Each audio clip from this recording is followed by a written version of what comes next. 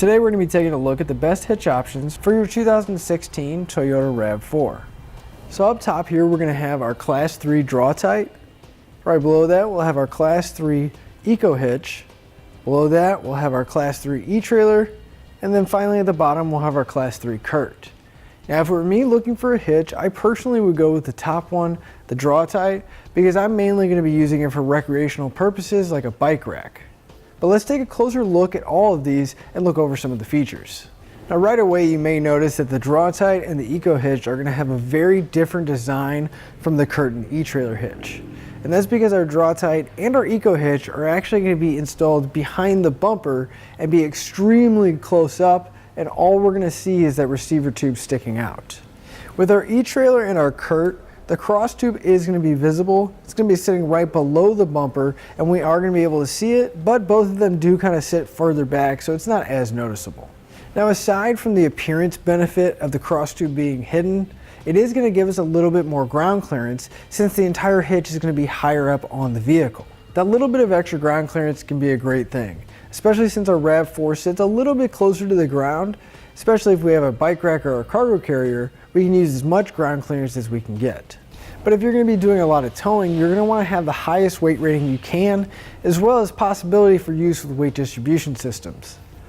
Our Draw-Tite and our EcoHitch are not going to work with weight distribution systems, and they're both going to have a 350-pound tongue weight, along with a 3,500-pound gross trailer weight rating. Our eTrailer and Curt hitch are going to have a 525-pound tongue weight, along with a 3,500-pound gross trailer weight rating. Although both of these are going to work with weight distribution systems, and it's going to bump up that gross trailer weight rating up to 4,000 pounds, while the tongue weight is going to stay the same. But you should always double check your vehicle's owner's manual and never exceed the manufacturer's recommended towing weight. With the eTrailer and Curt sitting below the bumper but also having those higher weight ratings, it is going to be a benefit because we'll have a spot to mount a bracket so we can mount up our electrical accessories.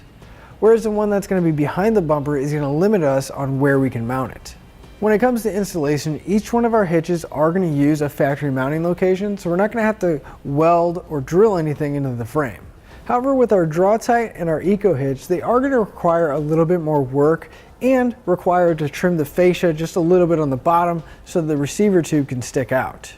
In some cases you may have to remove the rear fascia, but there have been some times where you can get it around just pulling on the fascia and sneaking the hitch up.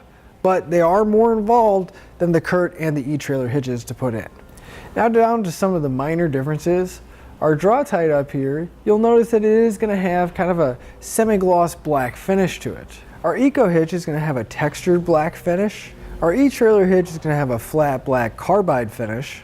And our Curt is going to have a high gloss black finish, which is typical in most hitches. And that finish is really going to depend on your personal preference. I like the flat black because it does blend in a lot better underneath and it hides scratches and dirt a lot better. And since all of our hitches are Class 3, they're all going to give us that 2" by 2" receiver tube opening up a wide variety of doors when it comes to accessories.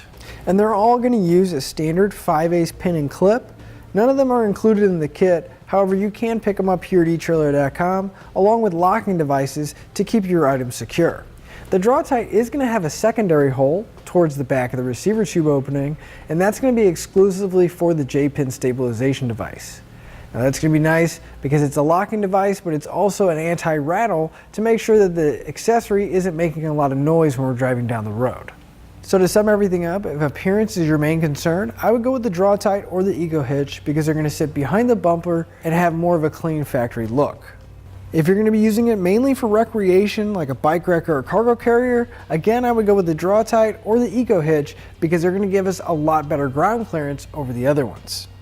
If you're going to be doing a lot of towing or weight is your main concern, I would go with the eTrailer hitch or the Curt hitch because they're going to have that higher weight rating and we can use it with weight distribution systems. Finally, if install is your biggest concern, again I would go with the eTrailer or the Curt because it's not going to require as much to get installed. We hope this information has helped you whenever you're looking for a hitch for your RAV4 to meet your needs. And that'll finish up your look at the best hitch options for your Toyota RAV4.